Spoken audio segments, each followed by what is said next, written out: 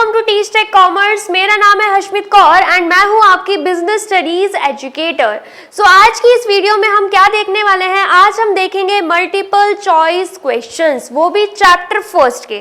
Chapter first मैंने आपको अच्छे से कंप्लीट करवा दिया है, जितने भी टॉपिक्स थे हमने अच्छे से कवर किया है, डिटेल में मैंने आपको समझाया है। तो अगर आपने चैप्टर फर्स्ट नहीं देखा है, सबसे पहले जाके चैप्टर फर्स्ट की सारी वीडियोस को आपको देखना है। वीडियोस अच्छी लगे तो उन्हें लाइक, कमेंट एंड शेयर भी करना है। और जब चैप्टर फर्स्ट आपको समझ में आ गया ना, तो एमसीक्यूज तो आप खुद से कर ही लोगे। ठीक है, आया समझ में? ये जो एमसीक्यूज हैं आपके लिए बहुत ही ज्यादा इंपॉर्टेंट है, क्योंकि आपको पता होगा आपके बोर्ड एग्जाम में भर भर के एमसीक्यूज पूछे जाते हैं, इसलिए एमसीक्यूज करना आपके लिए बहुत ही ज्यादा जरूरी है। ये आपकी रिस्पॉन्सिबिलिटी है कि आप एमसीक्यूज को सॉल्व करो, एंड ये मेरी रिस्पॉन्सिबिलिटी है कि मैं आपको एमसीक्यूज सॉल्व करवाऊं। ठीक है, तो एंड तक आपको बने रहना है।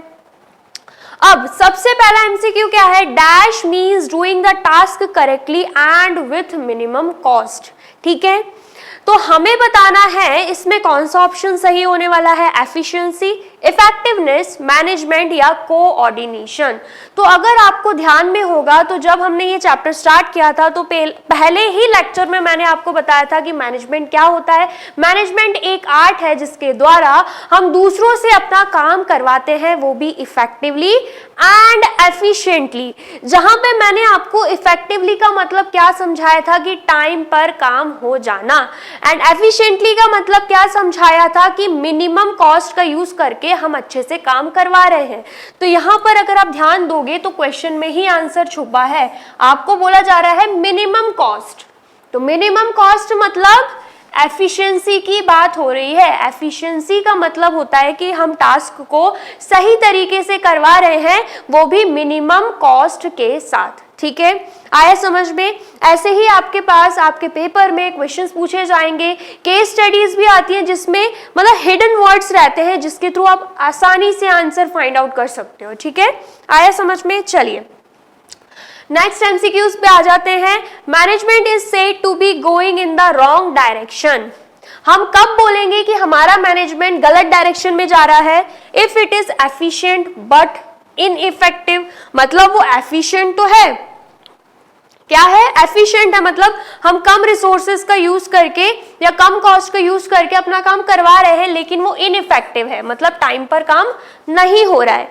या फिर second option effective but inefficient, मतलब टाइम पर काम नहीं हो रहा है लेकिन पैसा कम लग रहा है।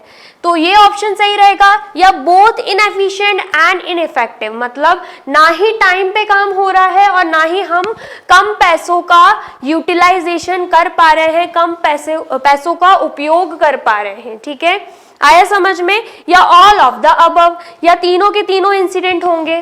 तो इस केस में अगर आपके मैनेजमेंट में ना ही टाइम पर काम हो रहा है, ठीक है, मतलब इनइफेक्टिव है आपका मैनेजमेंट, और ना ही मिनिमम कॉस्ट का यूज हो रहा है, तो अगर ऐसी चीजें आपके मैनेजमेंट में हो रही है, बोथ इनइफेक्टिव एंड इनएफिशिएंट, तब जाके हम बोलेंगे कि मैनेजमेंट जो है वो गलत डायरेक्शन में जा रहा है। ठीक है, आ गया समझ में?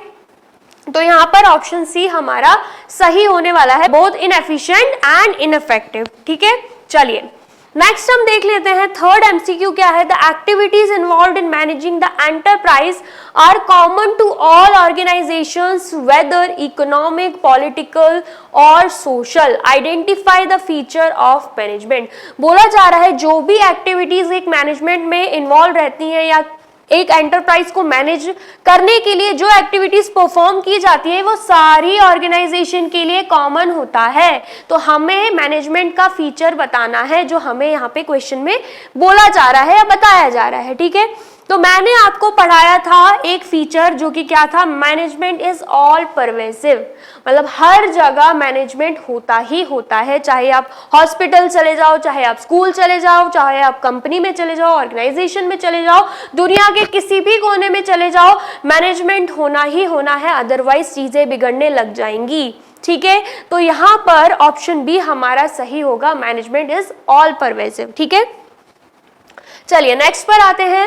At times a business may concentrate on producing goods with fewer resources but cannot achieve the target production. In such a case the business is said to be, बोला जा रहा है अगर हम फ्यूअर रिसोर्सेज का यूज करके, कम से कम resources का यूज करके गुड्स को प्रोड्यूस कर रहे हैं, लेकिन हम अपने टारगेट प्रोडक्शन को अचीव नहीं कर पा रहे, मतलब टाइम पर काम नहीं कर पा रहे, तो यहाँ पर क्या हो रहा है, effective but not efficient, efficient but not effective, both effective and efficient, neither effective nor efficient, मतलब एक चीज तो अचीव हो रही है और एक चीज नहीं हो पा रही, तो नीदर इफेक्टिव नॉर एफिशिएंट होगा क्या, बिल्कुल नहीं। बोथ इफेक्टिव एंड एफिशिएंट होगा क्या, नहीं। देन आ रहा है हमारे पास एफिशिएंट बट नॉट इफेक्टिव, मतलब टाइम पे काम नहीं हो पा रहा है लेकिन कम से कम रिसोर्सेज का यूज हो रहा है, तो यहाँ पर ऑप्शन बी हमारा सही हो जाएगा। ठीक है, आया समझ में, यही चीज हमसे क्वेश्चन में भी बोली जा रही थी। चलिए नेक्स्ट आ जाते हैं, मैनेजमेंट मस्ट बी, मैनेजमेंट में क्या होना चाहिए, effective, efficient, both A and B and either A or B, मतलब या तो इफेक्टिव हो या तो एफिशिएंट हो। तो मैंने आपको अच्छे से समझाया था, एक मैनेजमेंट में एफिशिएंसी भी होनी चाहिए और इफेक्टिवनेस भी होना चाहिए ताकि टाइम टू टाइम काम भी हो जाए और कम से कम रिसोर्सेज का यूज भी हो। ठीक है, तो यहाँ पर बोथ ए एंड बी हमारा आंसर होगा।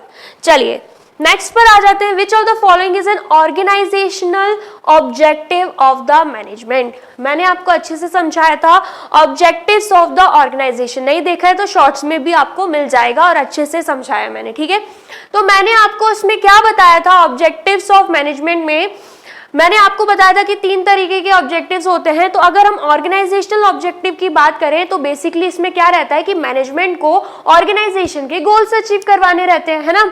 तो ऑर्गेनाइजेशनल गोल्स कैसे अचीव होंगे, सर्वाइवल, ग्रोथ, प्रॉफिट, तीनों ही चीजों से अचीव होंगे। अगर फ्यूचर में अच्छे से सर्वाइव कर पा रहा है ऑर्गेनाइजेशन तो सही रहेगा, अगर सरवाइव करना है तो उसको प्रॉफिट भी कमाना रहेगा। ठीक है, और अगर लॉन्ग रन में डेवलप करना है, खुद को ग्रो करना है, ग्रोथ अच्छी चाहिए, ये भी क्या है, ये भी एक ऑब्जेक्टिव है, ऑर्गेनाइजेशनल ऑब्जेक्टिव है। क्यों ऐसा, क्योंकि आपको पता है अच्छे से कि कॉम्पिटिटर्स आते रहते हैं, तो अगर आपको टिकना है तो आपको ग्रो भी करना पड़ेगा। तो ऑर्गेनाइजेशनल ऑब्जेक्टिव को अचीव करने के लिए ग्रोथ भी इंपॉर्टेंट है। तो तीनों चीजें बहुत ही ज्यादा इंपॉर्टेंट है, तो यहाँ पर आंसर क्या हो जाएगा, ऑल ऑफ दीज।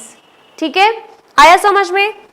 चलिए नेक्स्ट हम देख लेते हैं, a multinational sweets and snacks company had been into catering business for the last many years. ठीक है, to add to its prospects and to grow in the long run, it wants to increase its sales volume, the number of products and capital investment. The organizational objective of management it seeks to achieve is, यहाँ पर बात किसकी हो रही है, एक तरीके से आपको एक केस स्टडी वाला क्वेश्चन बना के दे दिया है कि मल्टीनेशनल स्वीट्स एंड स्नैक की कंपनी है, ठीक है, जो कि काफी टाइम से चल रही है। To add to this prospect grow in the long run, long run में वो ग्रो करना चाहती है।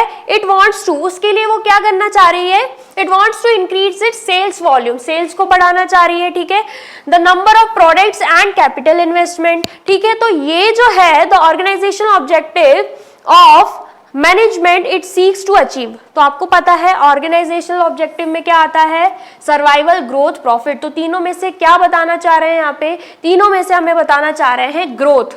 अगर आप ध्यान से इसे समझोगे तो आपको समझ में आएगा कि इसी में हमें दे के रखा हुआ है आंसर। मैंने आपको जस्ट बताया था सर्वाइवल मतलब फ्यूचर में सर्वाइव करे, एंड देन उसके बाद प्रॉफिट कमाना चाहिए, देन उसके बाद ग्रोथ होनी चाहिए लॉन्ग रन में। तो यहाँ पर साफ साफ बोला जा रहा है grow in the long run. तो यहाँ पर ऑर्गेनाइजेशनल ऑब्जेक्टिव, कौन सा ऑर्गेनाइजेशनल ऑब्जेक्टिव की बात हो रही है, ग्रोथ की बात हो रही है। ठीक है, आया समझ में। चलिए नेक्स्ट फिर हम बात कर लेते हैं the objective of management which consistently create economic value for various constituents of society. ऐसा कौन सा ऑब्जेक्टिव है मैनेजमेंट का जो कि सोसाइटी को इकोनॉमिकली ग्रो करवाता है या फायदा पहुंचाता है। तो मैंने आपको अच्छे से बताया था कि इसमें सोसाइटी की बात हो रही है, तो ऑफकोर्स वो ऑब्जेक्टिव कौन सा होगा, सोशल ऑब्जेक्टिव हो जाएगा। ठीक है, आया समझ में। चलिए नेक्स्ट फिर क्या है, the aim of a manager is to reduce cost and enhance productivity by performing 5 functions of the management. Manager का क्या एम रहता है कि कम से कम कॉस्ट यूज करके वो ज्यादा से ज्यादा प्रोडक्टिविटी इनहेंस करे, इंक्रीज करे, और उसके लिए उसको 5 फंक्शंस परफॉर्म करने रहते हैं, जो कि क्या है, प्लानिंग हो गया, ठीक है, देन उसके बाद क्या हो जाएगा, प्लानिंग हो गया, ऑर्गेनाइजिंग हो गया, स्टाफिंग हो गया, डायरेक्टिंग हो गया एंड कंट्रोलिंग। इन 5 फंक्शंस को परफॉर्म करना पड़ता है। तो यहां पर बोला जा रहा है the importance of management highlighted is, तो यहां पर कौन सा इंपॉर्टेंस है मैनेजमेंट का जो हाईलाइट हो रहा है। तो इंपॉर्टेंस ऑफ मैनेजमेंट में मैंने आपको अच्छे से बताया था, मैनेजमेंट क्या करता है, इंक्रीज करता है एफिशिएंसी को। क्या करता है, इंक्रीज करता है एफिशिएंसी को, मतलब यहाँ पर मिनिमम कॉस्ट का यूज करके प्रोडक्टिविटी इनहेंस हो जाती है। ठीक है, आया समझ में? तो यहाँ पर ऑप्शन सी हमारा सही हो जाएगा। नेक्स्ट हम आ जाते हैं, the main objective of any organisation should be to utilise human and material resources to maximum possible advantage. आपको अच्छे से पता है एक ऑर्गेनाइजेशन का मेन ऑब्जेक्टिव क्या होता है कि वो प्रॉपर तरीके से ह्यूमन एंड जो भी मटेरियल रिसोर्सेज यूज कर रही है कंपनी या ऑर्गेनाइजेशन, उसको साथ में ले आकर उनसे मैक्सिमम पॉसिबल एडवांटेज गेन कर पाए, फायदा ले पाए, ह्यूमन से भी एंड जो मटेरियल रिसोर्सेज यूज हो रहा है उससे भी। ठीक है, the above line highlight which of the following objective of management, हमें बताना है कि इस स्टेटमेंट से हम कौन सा ऑब्जेक्टिव मैनेजमेंट का बता रहे हैं। तो इस स्टेटमेंट से हम बता रहे हैं ऑर्गेनाइजेशनल ऑब्जेक्टिव। ठीक है, आया समझ में? क्योंकि सोशल ऑब्जेक्टिव में सोसाइटी की बात होती है, पर्सनल ऑब्जेक्टिव में एम्प्लॉइज की बात होती है, उनकी पर्सनल नीड्स पूरी करनी, सोशल नीड्स, फाइनेंशियल नीड्स पूरी करनी, लेकिन यहाँ पे सिर्फ और सिर्फ ऑर्गेनाइजेशन की बात हो रही है, तो ये किस में आ जाएगा, ऑर्गेनाइजेशनल ऑब्जेक्टिव में आ जाएगा। ठीक है, चलिए नेक्स्ट फिर हम बात कर लेते हैं 11th क्वेश्चन की। क्या देके रखा है, climax limited is engaged in manufacturing calculator. जो क्लाइमेक्स लिमिटेड कंपनी है वो क्या बना रही है, कैलकुलेटर बना रही है। ठीक है, the firm decided to provide employment to disadvantaged section of society. Firm ने क्या डिसाइड किया, ऑर्गेनाइजेशन ने, कंपनी ने, क्लाइमेट लिमिटेड ने क्या डिसाइड किया कि मैं डिसएडवांटेज सेक्शन ऑफ सोसाइटी जो है, जिनको ज्यादा फायदा बेनिफिट नहीं मिल पाता है, बैकवर्ड होगी सोसाइटी, है ना, तो उनको क्या प्रोवाइड करना, एम्प्लॉयमेंट, रोजगार, ठीक है, वहां के लोगों को।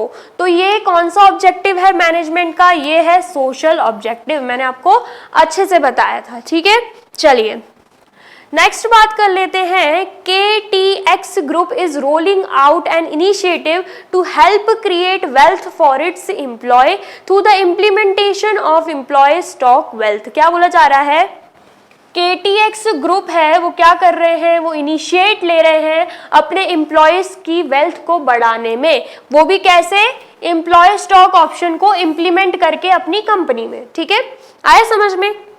Through motivation and leadership the management will help individual to develop team spirit, cooperation and commitment to the success of the group. मतलब अगर मोटिवेशन रहेगा और सही लीडरशिप रहेगा तो मैनेजमेंट हेल्प करता है हर एक इंडिविजुअल को, हर एक एम्प्लॉय को टीम स्पिरिट डेवलप करने में, तालमेल बिठाने में, मतलब कोऑपरेशन में, और जो भी कमिटमेंट है ताकि ग्रुप का सक्सेस हो पाए, ऑर्गेनाइजेशनल गोल अचीव हो पाए, ये कौन हेल्प करता है, मैनेजमेंट करता है, वो भी कैसे, मोटिवेशन एंड लीडरशिप के साथ। ठीक है, the following importance of management is highlighted above.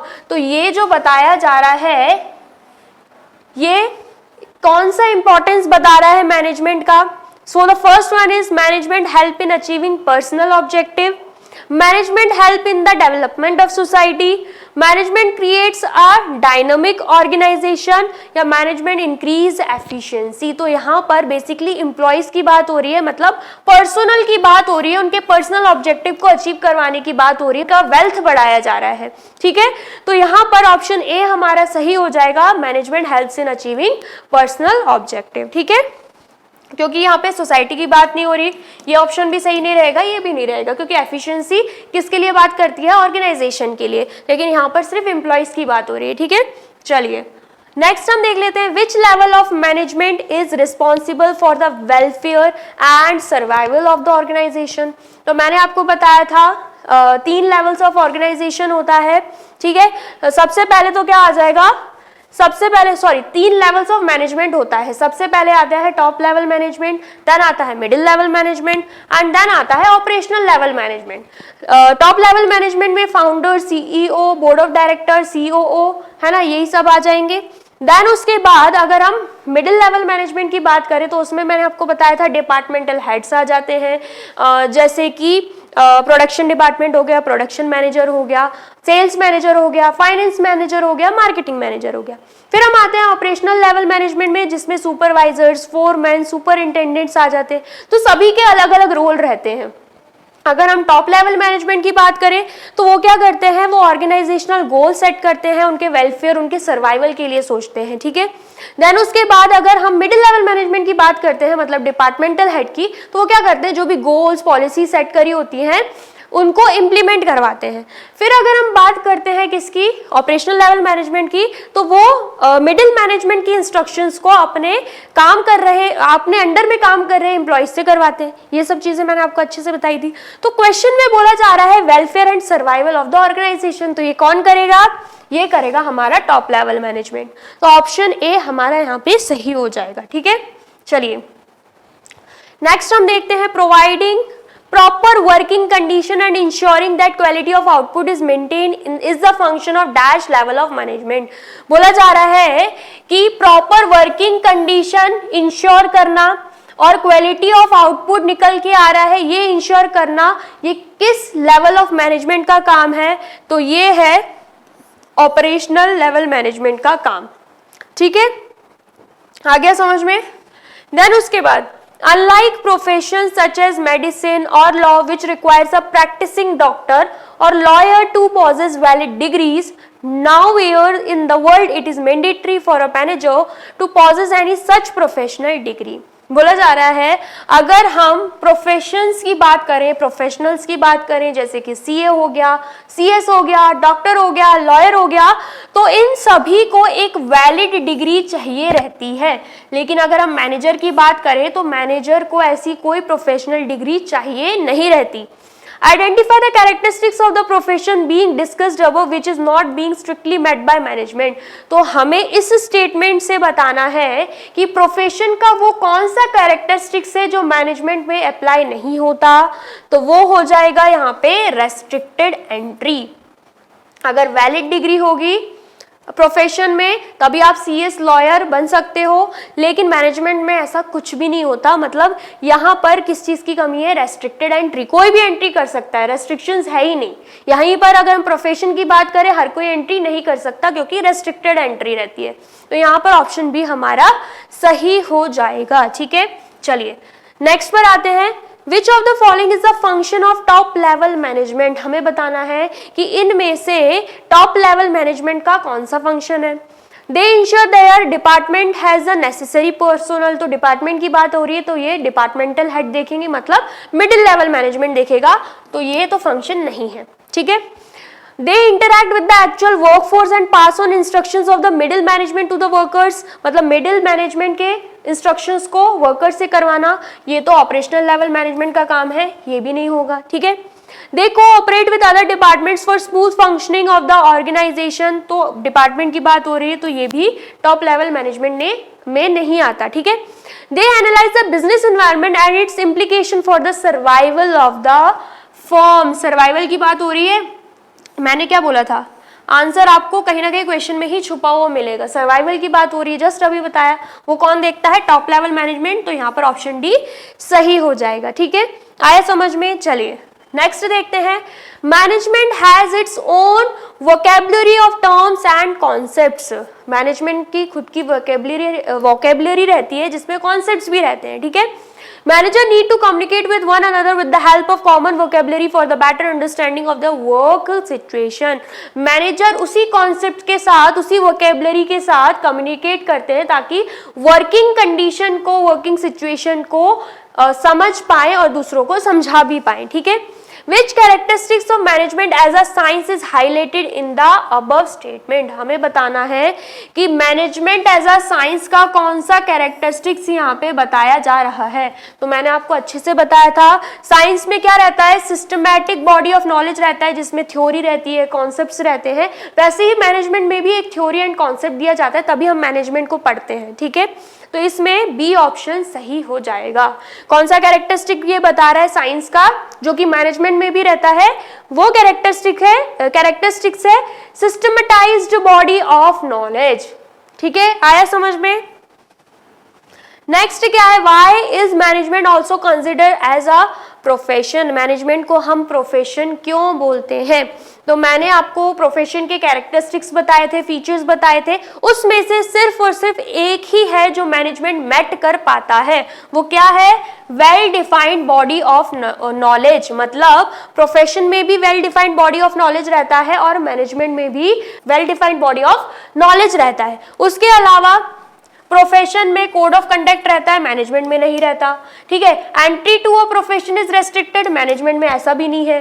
Membership के लिए प्रोफेशनल एसोसिएशन, मतलब मेंबरशिप, अगर हमें सीएस बनना है, लॉयर बनना है, कुछ भी बनना है, तो हमें मेंबरशिप लेनी होगी प्रोफेशनल एसोसिएशन की। ठीक है, तो ये काम भी मैनेजमेंट में नहीं होता। हम आराम से मैनेजर बन सकते हैं, चाहे हम एजुकेटेड हैं चाहे हम नहीं हैं। ठीक है, तो एक ही फीचर है जो प्रोफेशन में भी होता है और मैनेजमेंट में भी होता है, वो क्या है, well defined body of knowledge. ठीक है, चलिए नेक्स्ट क्या है, विच of the following is not a function of middle level management. हमें बताना है इनमें से कौन सा फंक्शन है जो मिडिल लेवल मैनेजमेंट का नहीं है।